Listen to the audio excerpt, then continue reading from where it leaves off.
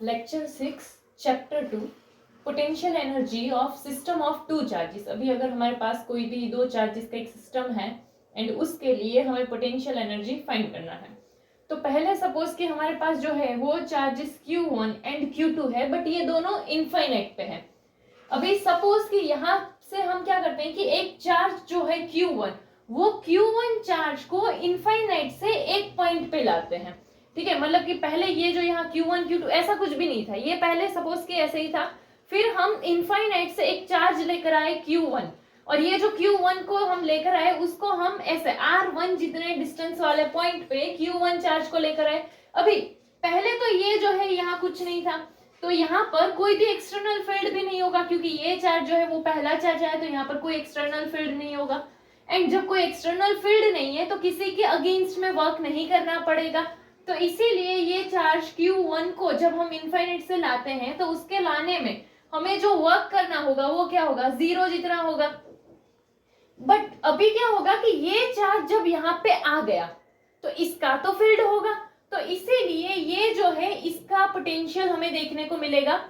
तो इसीलिए सपोज कि ये जब Q1 चार्ज ऐसे यहाँ हमारा आया है R1 डिस्टेंस पे, तो यहाँ से अगर हम कोई भी पॉइंट पे इसका अगर पोटेंशियल देखें तो इसका पोटेंशियल होगा, तो इसका जो पोटेंशियल होगा वो हमारा क्या होगा, KQ1/R1P।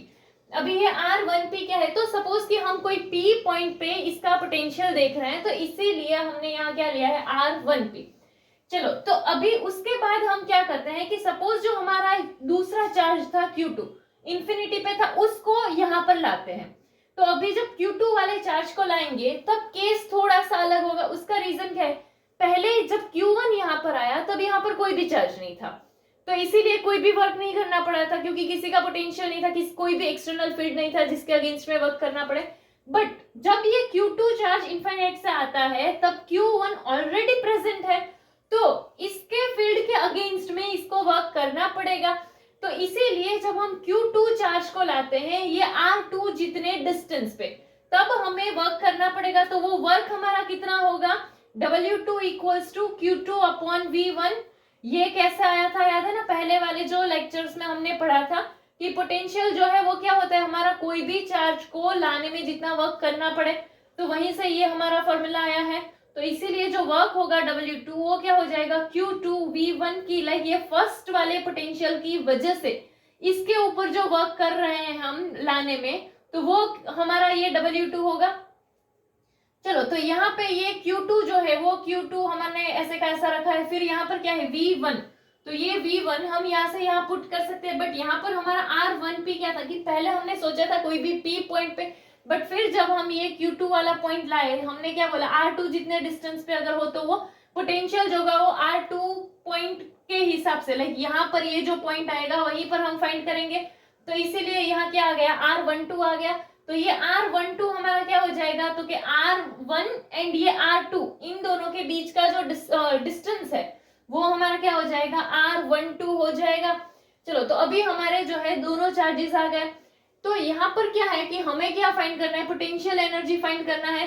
तो हमने क्या देखा था कि अगर कोई भी हमारा कंजर्वेटिव फोर्स है तो उसमें जो वर्क होता है वो पोटेंशियल एनर्जी के फॉर्म में स्टोर होता है। तो यहाँ पर भी अगर हमें पोटेंशियल एनर्जी फाइंड करनी है तो जो वर्क होगा वो पोटेंशियल एनर्जी के फॉर्म में स्टोर हुआ होगा, ऐसा हम सोच सकते हैं।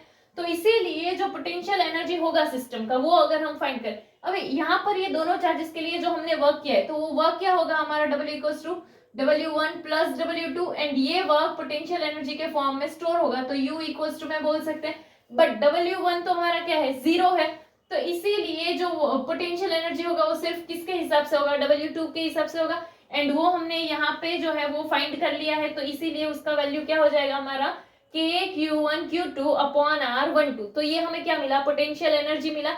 अभी ये क्या कि दो चार्जेस का हमारा सिस्टम है, उसके लिए हमने पोटेंशियल एनर्जी फाइंड करा। तो इससे हम क्या बोल सकते हैं कि जो पोटेंशियल एनर्जी होता है वो दोनों चार्जेस के प्रोडक्ट के डायरेक्टली प्रोपोर्शनल होता है, एंड ये दोनों के बीच के डिस्टेंस के इनवर्सली प्रोपोर्शनल होता है। ठीक है, तो ये हमने क्या फाइंड किया है, सिर्फ दो चार्जेस के लिए फाइंड किया है। अगर 3 चार्जेस हो तो उसके लिए भी हम डिराइव करते हैं अभी, बट ये सिस्टम जो है वो हमारा सिर्फ किसका है, 2 चार्जेस का है, उसके लिए हमने पोटेंशियल एनर्जी फाइंड किया है। Next, potential energy of system of 3 charges. इसके पहले जो हमने देखा था वो 2 चार्जेस के लिए था, अभी यहाँ पर अगर हम देखें 3 चार्जेस के लिए। तो सपोज हमारे पास 3 चार्जेस है Q1, Q2 and Q3, and ये कहाँ पर है, इनफाइनाइट डिस्टेंस से हम इनको ला रहे हैं। तो सपोज कि हम कहाँ पर ला रहे हैं, हमारे पास 3 पॉइंट है P1, P2 एंड P3, कि जिसका जो डिस्टेंस है वो क्या है, R1, R2 एंड R3 है। तो यहाँ पर जब हम ये तीनों चार्जेस ला रहे हैं तो 1 by 1 लाएंगे। तो सपोज कि पहले जो है हम कौन सा चार्ज, Q1 वाला चार्ज लाते हैं।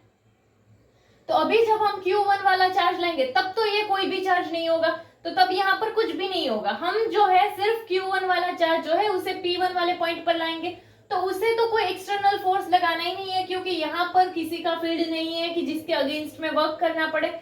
तो इसीलिए जब Q1 चार्ज को हम इनफाइनाइट से लाएंगे तो यहाँ पर कोई भी चार्ज ना होने की वजह से जो हमारा वर्क होगा वो कितना होगा, 0 होगा। तो Q1 चार्ज को लाने में हमारा जो वर्क हो रहा है वो क्या हो, W1, एंड वो क्या होगा, हमारा 0 होगा, क्योंकि यहाँ पर कोई भी एक्सटर्नल फोर्स नहीं है।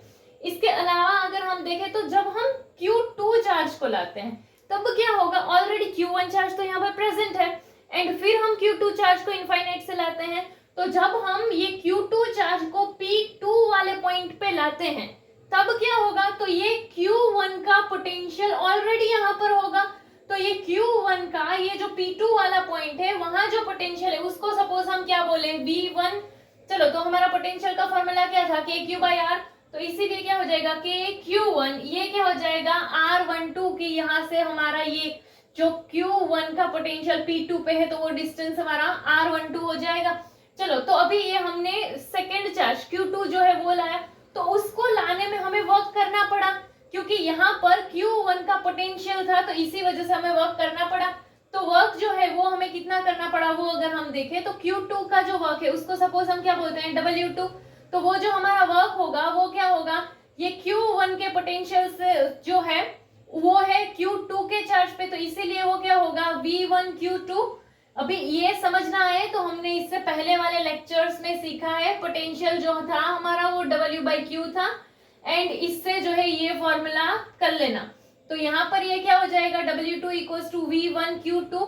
चलो, तो V1 जो है पोटेंशियल फर्स्ट वाले का वो तो यहाँ हमने फाइंड किया है, तो वो वैल्यू पुट कर देते हैं KQ1 R12, एंड ये Q2 का Q2। चलो, तो अभी उसके बाद हम जब Q3 वाला चार्ज लाते हैं तो क्या होगा कि Q3 वाला चार्ज जब ला रहे हैं तब ऑलरेडी यहाँ पर Q1 एंड Q2 दोनों चार्जेस प्रेजेंट है।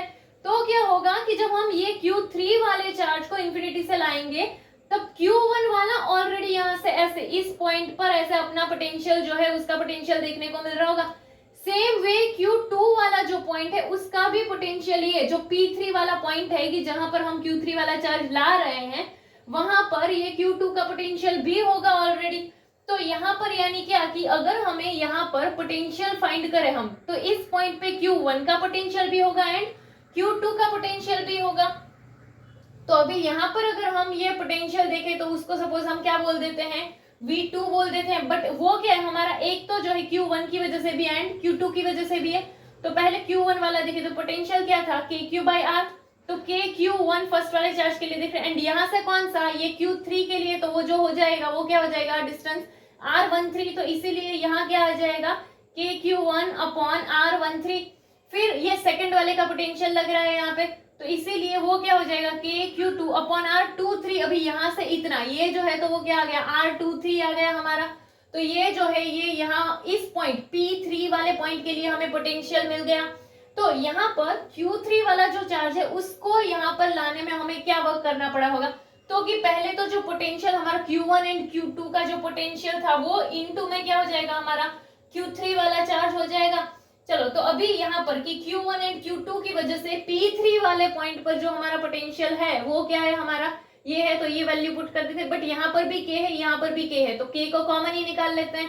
तो फिर यहाँ पर क्या आ जाएगा, ये Q1 एंड ये क्या आ जाएगा Q2, एंड फिर ये वाला जो है वो R13 एंड ये वाला R23। ये W3 क्या है हमारा, Q3 को लाने में हमने जो वर्क किया है वो है, एंड फिर यहाँ पर हमारा Q3 था तो वो Q3, यहाँ पर यहाँ Q3 को लाने के लिए जो हमने वर्क करा है वो W3 है, ये हमारा फॉर्मूला था। एंड ये Q1 Q2 का P3 पॉइंट पे जो पोटेंशियल है वो हमने फाइंड किया था यहाँ पे, तो वही पुट कर दिया, बट K को कॉमन निकाल लिया। एंड Q3 का Q3 ऐसे आया था।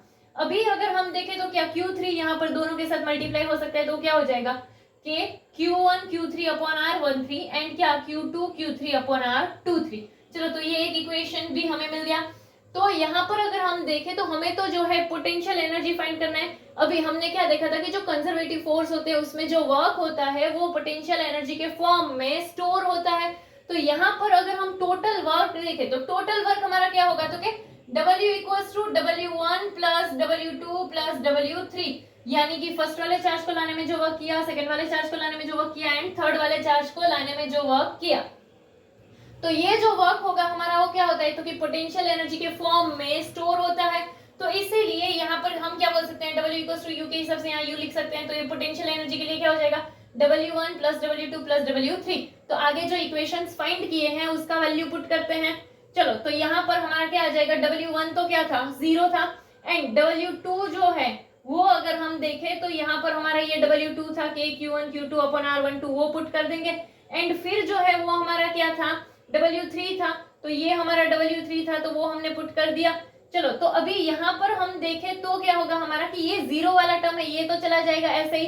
तो इसीलिए एंड सब में से K जो है वो हमने क्या किया था, कॉमन निकाला। तो इसीलिए यहाँ पर हमारा क्या आ गया, K आ गया।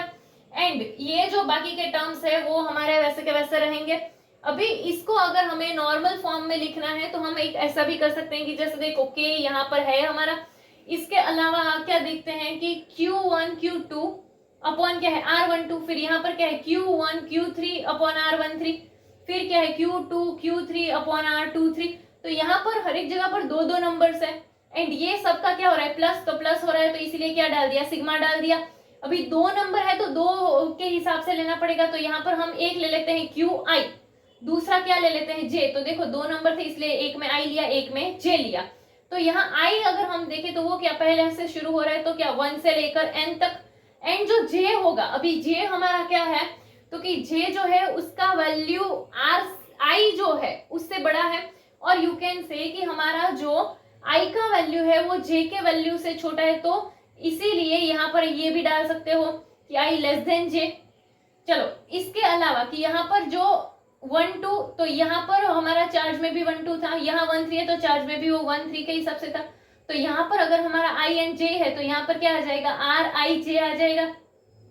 चलो तो ये जो है हमने क्या देखा कि पोटेंशियल एनर्जी फॉर 3 चार्जेस, मतलब कि अगर हमारे पास सिस्टम है वो 3 चार्जेस का है तो उसके लिए इलेक्ट्रिक पोटेंशियल एनर्जी जो है वो हमने यहाँ पर फाइंड किया है। तो हमने 2 चार्जेस के सिस्टम वाला भी कर लिया है एंड 3 चार्जेस के सिस्टम वाला भी कर लिया है।